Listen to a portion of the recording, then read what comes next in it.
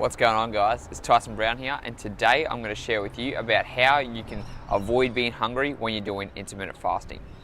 So I've got a couple of tips here that I've used for myself when I was trying to do intermittent fasting, and some worked, some didn't, and the best things I found are what I'm going to share with you today. Now, I've actually lost 12 kilos since doing intermittent fasting. I went from 77 kilos down to 65 kilos, and it was only a couple of effective methods I used, right? So the first thing you guys want to think about when it comes to intermittent fasting is not worrying about when you're going to eat. If you're constantly thinking about when you're going to eat, you're going to be hungry. Because when the brain thinks it's going to eat, what's going to happen is it's going to cause hunger hormones in your stomach to actually start signaling that you're hungry, right? So think about it this way. When you start thinking about a lemon, and just think about you're holding your lemon, right? And then you cut that lemon in half, and you put that lemon in your mouth, right? And I just want you to imagine it. Are your lips going a little bit numb at the moment, or you can actually feel that? And so what's happening is your body's starting to signal that even though you don't have that food, you're starting to think about that you want that lemon. You can taste it in your mouth. So when you're thinking about, I've got another 4 hours to go before I eat, or this is what I'm going to be eating when I'm done my fasting, what's going to happen is you're going to be constantly hungry all the time. So in order to avoid that, don't think about, I've got another 4 or 5 hours. Look, I know you can't fully avoid it, but the less you can think about what you're going to eat, when you're going to eat, the food you're going to eat, all those type of things, it's going to really help suppress your appetite because you're not thinking about food all the time. So tip number one is don't be thinking about food all the time. Number two is having black coffee. Black coffee, caffeine's an appetite suppressant, right? And it's really, really good for when you're going to be doing intermittent fasting. I only have 1 cup a day and it keeps me full for ages. Now, what I suggest is when you're having black coffee, you want to make sure that you have it not within the first hour of waking up. Now, the reason for this is a couple of reasons. Number one is you don't want it to interfere with your cortisol levels. When you wake up, your cortisol levels are at their highest. And when your cortisol levels are at their highest, you don't want things like caffeine and other things like that actually interfering with the hormones. So always wait at least 1 hour before consuming caffeine. What I like to do is I'll probably wait about 2 or 3 hours because you can go pretty long without caffeine before actually needing it. You don't need it straight away. Most people can get on without it, and if you don't need it straight away, put it off further and further because it is an appetite suppressant. So let's say you usually find yourself getting hungry at 10 in the morning and your fast doesn't stop until 1 or 2 o'clock.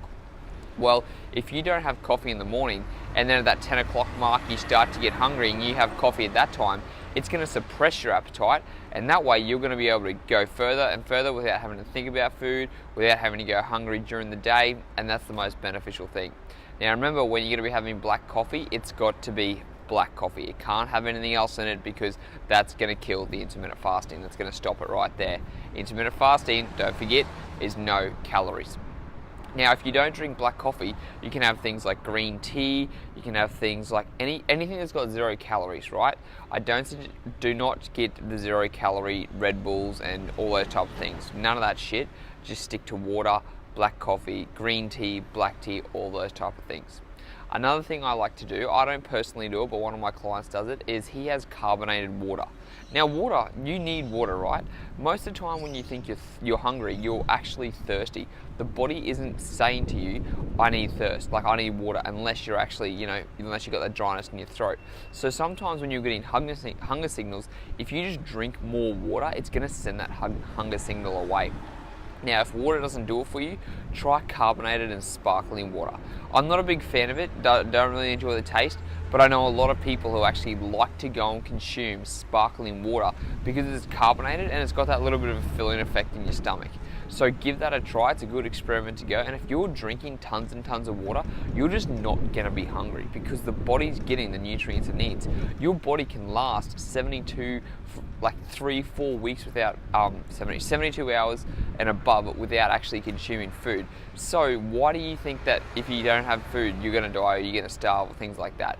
Make sure you're consuming that water and the body's gonna feel full, and those hunger pains are only gonna be there for a little bit amount of time. Another thing that really, really helped me was making sure that I ate big before bed. My biggest meal of the day was actually dinner time. And a lot of people tell you you shouldn't eat carbs before dinner, you shouldn't eat carbs after dinner because you don't want to go to bed on a full stomach with carbs and the fat gain and things like that. It's complete and utter bullshit. So don't fall susceptible to that. It's all about how much calories you're consuming during the whole day. And if you want to go to bed on a big full stomach like I do and wake up so you feel fuller for longer, it's such a good feeling because you're not going to be starving, because the body is still going to be absorbing nutrients from food that's come not even yesterday, the day before too. Because if you think about it, if we couldn't absorb nutrients from our body the days or 2 days before back in our ancestral days, well then what's going to happen? We would have died. So your body's still able to absorb the nutrients, it's going to help you feel fuller for longer, and it's going to be more beneficial for you. So they're the top tip, guys. Really easy for you to do. Number one is just to don't think about it. Like if you got to break your fast at 2 o'clock, don't even think about it. It'll go by in no time the less you think about it. Number two is using caffeine, coffee, green tea, all those 0-calorie drinks are really helpful. Number three, increasing your water intake. Just drink more and more water, whether it be sparkling water, whether it be normal water, whatever you prefer. Try different things. Carbonated water might work for you, it might not. And number four is have a huge meal before bed, because it's going to help you feel fuller for longer. It's going to be easier for you. If you guys want the checklist, the free checklist of intermittent fasting, make sure you click the link down below and I'll send it straight to your email. Till next time, speak to you guys then.